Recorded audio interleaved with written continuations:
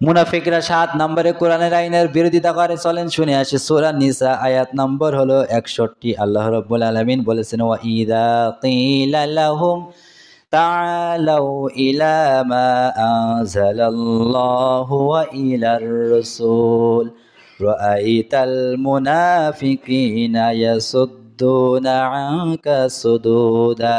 বলেন আল্লাহু আকবার। মুনাফিকদের সামনে যখন কোরআনের আয়াত তেলাওয়াত করা হয়, বলা হয় যে তোমরা আল্লাহর পথে ফিরে এসো এবং রসুলের পথে এসো। যখন আল্লাহ এবং আল্লাহ রসুলের পথে ডাকা হয়, তখন মুনাফিকরা আস্তে আস্তে চুপি সরে মাথা নিচু করে সেই স্থান থেকে চলে যায়। বলেন নাউজুবিল্লাহ। তাহলে এক কথাই হলো, আল্লাহ এবং আল্লাহ রাসুলের দিকে যখন ডাকা হয়, তখন মুখটা কালো করে চলেও যায় এবং মাথাটা নিচু করেও থাকে। অন্তত এই আল্লাহর পথে এবং রসুলের পথে আসতে তার ভালো লাগে না। এজন্য নবীজি এবং আল্লাহ, এজন্য আল্লাহ বলেছেন যে মুনাফিকরা 7 নম্বরে তারা হলো আল্লাহর আইনের বিরোধিতা করে। এটা পছন্দ হয় না, এটা ভালোও লাগে না, এজন্য তিনি মুখ কালো করে থাকে।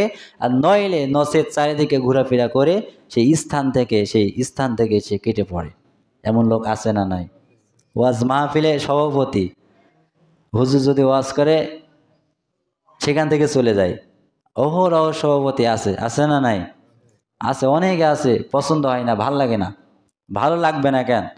কোরআন তুমি তো পড়তে পারো না, তুমি তো জানো না, এই জন্যই তো তোমাকে ভালো লাগে না। যে আমি তো যা করি তা তো আমার সাথে মিলে যায় নাকি? যদি আমি পড়তাম তাহলে আমি জানতাম যে না, হুজুর যা বলছে সেটা কি বলছে, সত্যই বলছে। সম্মানিত হাজিরিন, তাহলে আজকে চিনে যাই আমরা মুনাফিক কারা। 7 নম্বরে হলো মুনাফিকরা কোরআনের আইনের বিরোধিতা করে। এখনো এখানেও যদি থেকে যান, লক্ষ্য দেখেও তো বোঝা যাবে। যদি আমি যাই বলি, সত্য কথাই বলি, অনেকের মুখ কালো হবে, অনেকে অখুশি হবে, বেজার হবে। এমনও হয় না? অনেকেই হয়, আমি সব জানি। সম্মানিত হাজিরিন, তো মন খারাপ করার কোনো কারণ নাই, কেননা নবীজি তো মক্কায় কাফেরদের কাছে দাওয়াত দিয়েছিলেন। বলেন তো দেখি, নবীজির চাইতে সুন্দর ভাষায় কোরআন এবং হাদিস থেকে উপস্থাপনা করার মতো আর কেউ আছে নাকি? এত সুন্দর ভাষায়, নম্র ভাষায় নবীজি কোরআন থেকে হাদিস থেকে কথা বলেছেন, মানুষকে ইসলামের দাওয়াত দিয়েছেন। বলেন তো দেখি, সকল মক্কার মানুষ কি ইসলাম ধর্ম গ্রহণ করেছিলেন?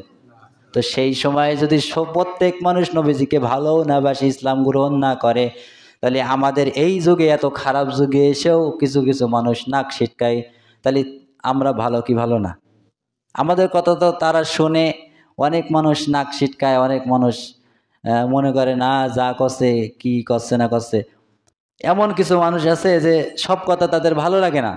তো নবীজি যখনও বলেছিলেন, প্রত্যেক মানুষ তো নবীজিকে ভালোবাসে নাই, নবীজির কথা গ্রহণও করে নাই। তো এই যুগেও যে তোমরা ফাসেক ফুজ্জা যদি থেকে থাকো, আমাদের কথা, কোরআনের কথা শুনে যদি তোমাদের নারাজ হও, তাহলে আমাদের করার কিছু নাই। আমরা আরো আনন্দ করবো যে না, নবীজির যুগেও তো এমন মানুষ ছিল, আমাদের যুগেও এমন মানুষ আছে। আমাদের রাগ করার কোনো কারণ নাই। তবে হ্যাঁ, আমাদের তো বলতেই হবে, ফাজাক্কির ইন্নামা আনতা মুজাক্কির লাস্তা আলাইহিম বিমুসাইতির। হে নবী, আপনি মানুষদের কাছ থেকে আমার এই দাওয়াতটা পৌঁছাই দিতে থাকেন। আপনাকে দারোগাও করে পাঠাই নাই যে মানুষকে পিটিয়ে পিটিয়ে ইসলামের পথে আনবেন। তো আপনার দায়িত্ব এটা, আপনি শুধু মানুষদের সামনে উপস্থাপনা করবেন, যারা মানবে তো ভালো, তো না মানে না মানুক। আপনার দায়িত্ব কি করা? পৌঁছাইয়া দাও।